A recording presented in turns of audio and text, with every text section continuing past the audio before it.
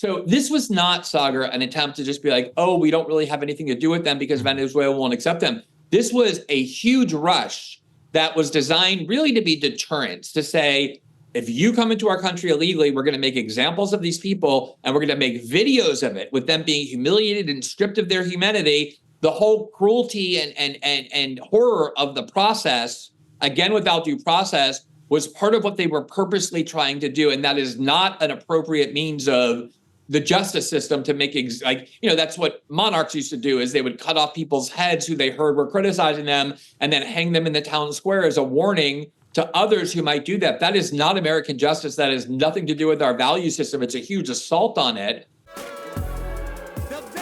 Saagar actually tweeted the other day about this. I thought it was pretty funny. I'll try to find that real quick, because the folks at Breaking Points, they gave this quite funny title after a lot of the backlash Saagar received in recent days, some of which we reported on. A couple other channels too, including the Majority Report, did clips that did really well talking about the backlash Saagar received for his putrid defense of the Trump administration's fascist deportation of people that they have no right to deport, let alone morally. They don't even have the legal right to deport these people. They have no case whatsoever. But Saagar was there to defend it anyway. And as a result, seemingly in response to that backlash, they had Glenn Greenwald come on, and he schooled Saagar on deportation. But this is kind of a title you would expect to see the Vanguard go with, after the fact. Our impact cannot be undervalued. Right. But Breaking Points themselves, they went with the title. Glenn Greenwald schools Saagar. So, Saagar had to come out here and let everyone know, just to quell any rumors of a staff coup, the person who wrote this headline is me. Why? Because I knew that many of the haters and losers, sadly of which there are many, could not resist clicking on it. Even when you think you're owning me, I win. So I do have to give it up to Saagar. That is funny, despite my intense disagreements, with him over this matter of grave importance. I do have to say this was pretty funny, and I appreciate that he at least has the dignity, I suppose, to have that ability to be self-deprecating, right? Because a lot of people don't. They're just so narcissistic, like a Jimmy Dore. He'll never admit that he was wrong. He'll never admit that, maybe I do need to bring someone in here to school my ass about this, right? I appreciate that Saagar did this. Oh yeah, posting his own L's, and I knew from jump. Somebody sent that to me, and I was like, holy shit, Saagar's embracing his heel era. And then it came out that he wrote the headline. I was like, I fucking knew it. Macca Griffin did not write that fucking headline, or if they did, they passed it by him. That was what I thought at first. For sure. Yeah, they were like, you know what, man? The Vanguard's really manipulated the SEO. Why don't we try this, clickbait shit out after all? You know what I mean? Let's just, Crystal's out of town. Let's see what the boys can do. You know what I mean? And that's the other thing that I think is great about this clip. Crystal Ball does such a masterclass when she debates Saagar, particularly about his flagrant disregard for human rights in this country. Who else could they bring in to deliver such a powerful punch? Glenn Greenwald. And listen, guys, Glenn, it's no secret we have some differences in our politics on the occasion.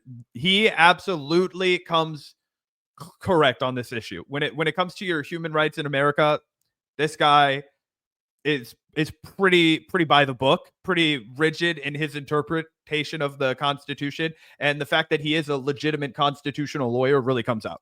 Oh, yeah, 100%. And I know there's always people in our chat that want to get triggered when we give any ounce of credit to Glenn Greenwald. But how can you not after you watch a appearance like this? He's so good on the mic. He's so, well-spoken, so smart. And even when I disagree with the guy, you got to give it up to him for an appearance like this where he absolutely speaks truth.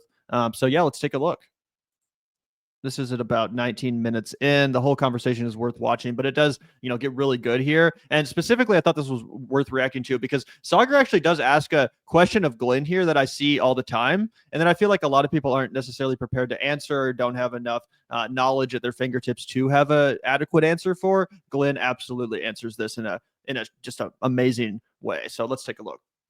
With no due process. Glenn, what is the legal process that the government has to follow? Let's say, I know this happened with a lot of Gitmo detainees where we're like, okay, we want to send them back, but then their country's like, no, we don't want them back. So and this was some of the wrangling that I'd seen as well, that while the Venezuelan government has agreed to accept some deportation flights, let's say in the case of many of these migrants to the United States, if they did not want to accept them, what process must the government follow? Because it does feel a bit preposterous that if the government doesn't want to accept them, that they have to, let's say, stay here on the dime of the U.S. taxpayer.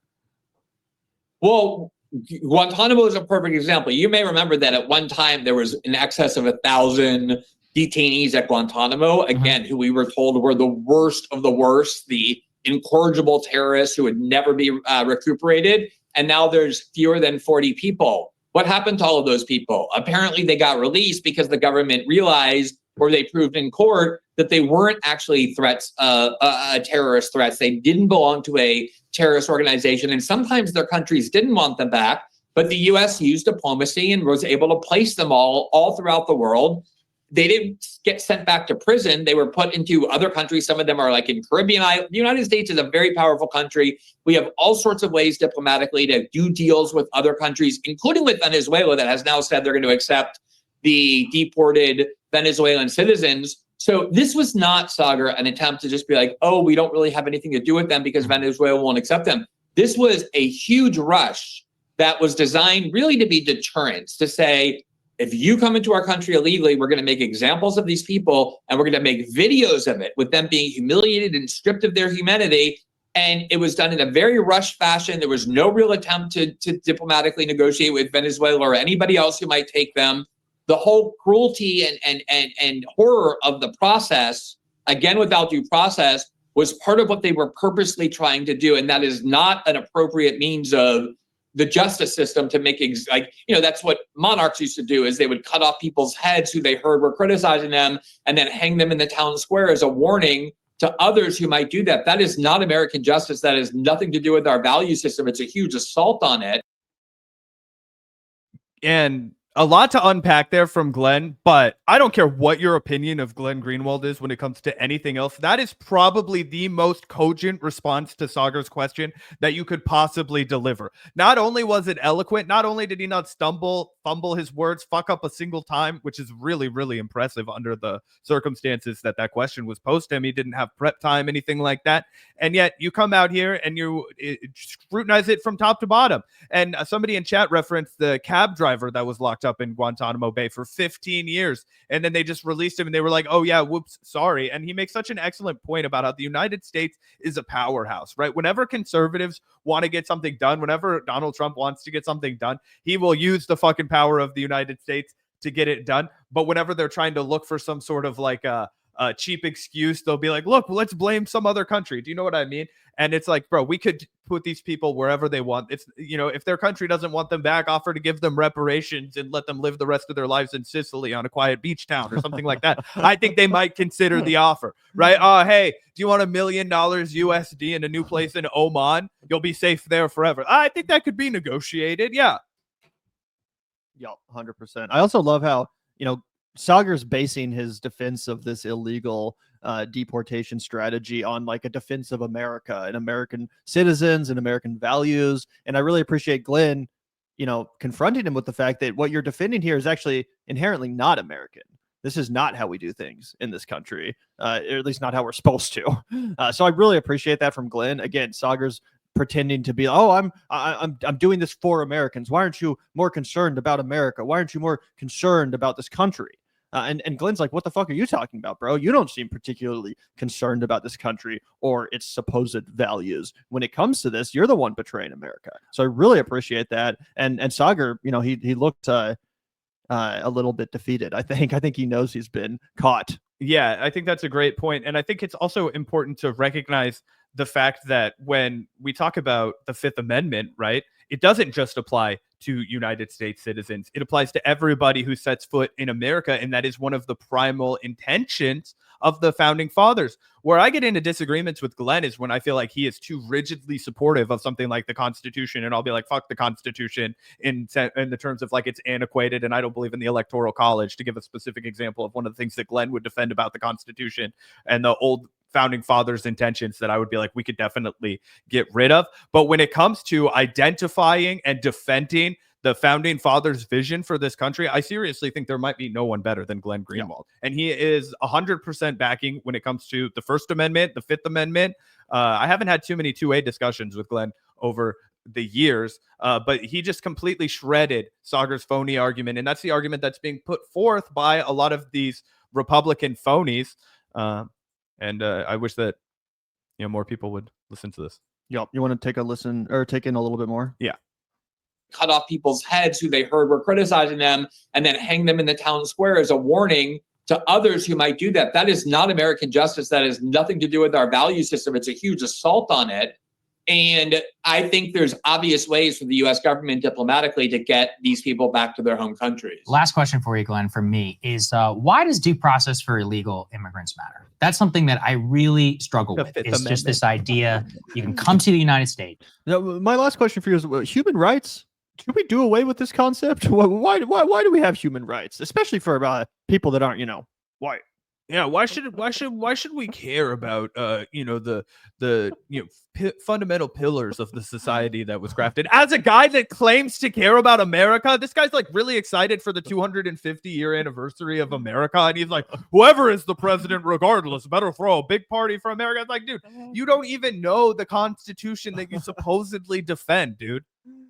Yeah, that shit is so fun. Especially after being lectured by Glenn there about America. And he's just like, so what about this? That's all you have. That's something that I really struggle with, is just this idea you can come to the United States, you can violate our laws, you can then receive better treatment, than you would in your own home country. And we're almost like a victim of our own compassion and of our openness when we didn't enforce the law and then are required to enforce the law once you are here illegally. Why do you think that it matters? And I did not even Saagar's never heard of the Monroe Doctrine. All right, we can realize until I started listening to you that the precedence for due process for people present in the country illegally goes all the way back to the 1800s. So it's pretty clear that we have been grappling with this question for a long time, but it's obviously been politically controversial. So why do you think it matters, even for illegal immigrants, for, of course, people like Mahmoud Khalil and others? The Bill of Rights was never intended to be, and the courts have never interpreted as, a kind of list of privileges that only a certain group of human beings possess, namely American citizens. In fact, the 14th Amendment was deliberately written to say that any persons inside the United States, not citizens, but persons, not even legally here, but just persons in general, human beings, have the right of the equal protection of the law. They have the right of due process. And that's why this is not some invention of liberal courts in the 1960s. As you say, it goes back to the 1800s. And again, when the United States put, obviously, all non-citizens in Guantanamo, the Supreme Court in 2008 ruled that even though they're non-citizens, because they're under U.S. sovereignty, they have the right of habeas corpus, the right to go into court and to demonstrate that the charges against them are illegal. And the reason is the Bill of Rights is not a list of privileges assigned to particular people. It's a constraint on the U.S. government with regard to everybody under their control. And the reason is because this is why they have black sites overseas. This is why they want to have Guantanamo Bay in Cuba. This is why they want to do black site operations in places like Poland, right? Because anybody who is on soil that is America has certain unalienable rights, right? One of the things that they violated, as in the case of the man who was incarcerated for 15 years at Guantanamo Bay when he was a taxi driver, is the fact that his right to due process, his right to a speedy trial, okay, because one of the things that the founding fathers knew, and we have gotten really far away from this in modern society, but a great way to get people to acquiesce to a crime they didn't commit is to make them languish away in jail without a speedy trial, right? We see that happen all the time in places like Rikers Island in America. So I'm not saying we're perfect on this. We should be far better. These people are having their human rights violated as well here domestically, but it is to an exponential degree when you start talking about being held for 15 years without a specific charge. Okay, that's what they were doing, and that's why they did it in Guantanamo Bay instead of on American soil. Gavin and I both saw Black Bag, the Steven Soderbergh movie, and one of the things that they talk about is how the British and people in Australia and people in Germany and New Zealand, it's a lot easier for them to spy on the people in their countries than it is for the United States to spy on the people in our country. So we will buy information from them constantly because we don't care about the rights of those people. Or if we'll wait until an American goes to, London or Zurich or wherever, and then we'll ask their intelligence agencies to spy on them on our behalf, get all of that information, because there are still rigid laws in place that protect everyone, right? Yeah. Like Australia, for example, way more of a surveillance state than America. Like you can get a ticket for like driving like 2 miles over the speed limit on a highway because some AI camera detects your license plates and then you're fucked. It's crazy. So you're 100% right about that. Other way, do you want to hear the rest of Glenn's answer? This is good stuff. It's great to see Glenn in his element here. Oh, yeah. And also, I think that, a lot of this stuff Saagar knows, like what you just said about the black sites. Like Saagar all the time talks about how growing up under George Bush and the war on terror, how that radicalized him. So he knows all this. He knows why it's bad and unconstitutional. But it's Trump and his buddy J.D. Vance doing it. So I think that's why he's in this awkward position where he has to kind of try to defend it, right? Whereas if it was like any other president, almost, I think he would see it for what it is. Because it's simply so inherently morally unjust, horrifyingly unjust, to do something like throw someone into prison for life without any opportunity for them to prove that that is an unjust punishment. Deportation itself, real deportation, sending them back to the country of origin, has a very minimal standard of due process. It's just a kind of immigration court within the Justice Department, and as long as they're here illegally and the government can prove that, they'll approve them going back to their country of origin. You don't have to prove guilt or crime. The crime is entering the country illegally. We're talking about something much, much different here. And I think that's the reason it has become so alarming. And it's not just alarming in these cases, but as a precedent that will obviously expand outward in a way that we saw happen repeatedly in the Cold War, the war on terror, and every other abuse of civil liberties. The only other point I'd make. If we pause it right there, that Probably just cut it there, honestly. Yeah, That's the main portion. we've seen it happen to people who you would have never expected, right? That poor Filipino woman that had been in the United States since 1975. Okay, she'd immigrated here when she was 14 years old. She was a permanent resident. She worked at the university. Okay, she was a contributing member of her community, right? And who fucking cares if she wasn't, right? She'd lived here for 50 fucking years. She's an old woman. She deserves to be able to retire in peace in this country if she wants to make it her home. And not to mention Mahmoud Khalil, who was married to a U.S. citizen happily and sincerely with a child on the way, had his human rights, his American civil liberties violated severely. All right. If this doesn't end with him getting millions and millions of dollars in damages, our entire country will be different because of it, right? The trajectory of law and how it's performed and interpreted. If that is a precedent that can be decided or cited on us, shame on us then. Shame on us if we are going to allow this to be the projection of our country. If we are going to allow us to just have innocent people disappeared off the street. I mean, one of the guys was wearing a fucking Marvel shirt and no identification. You would be under the interpretation, you would be under the worry, at the very least, to be horrified that these are like fucking Proud Boys, that these are like neo-Nazis that have come to abduct you, torture you, kidnap you, extort money on from your family to try and free you. You don't know what the fuck is happening. This is what happens in monarchist society, as Glenn points out. This is what happens in failing societies when you are governed by a totalitarian regime and not by a government that is for and by the people. I mean, it's crazy. There was a guy that was a U.S. citizen, had a passport and a social security card. He was carrying his social security card and a driver's license in Chicago, going to buy a slice of pizza, abducted, put in the back of an unmarked van, handcuffed, humiliated, degraded for no reason, due process violated. He was like, what am I being charged with? They're like, we don't have to charge you with anything. It's like, what the fuck? I'm an American citizen. Yes, you do. You have to show me a fucking warrant if you're going to put handcuffs on me. You have to give me a cause. You have to tell me what the fuck I'm being charged with, or we don't live in a society anymore. We live in a police state. Yep. Straight up. 100%. And let's take a look here at the very end, because apparently Saagar does kind of admit defeat.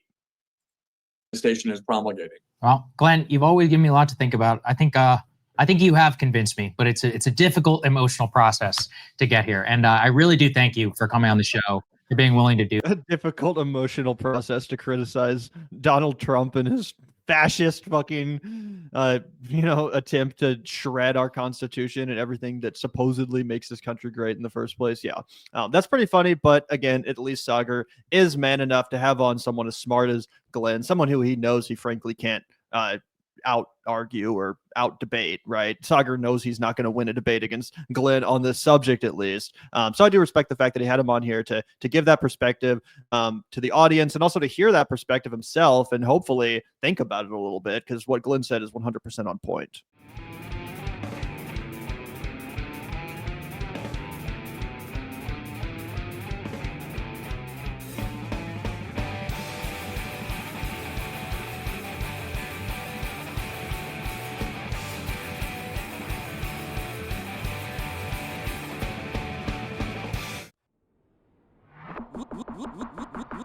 walk out the door, if you hear an ambulance, the Vanguard will be there, sir. The Vanguard will be there, sir.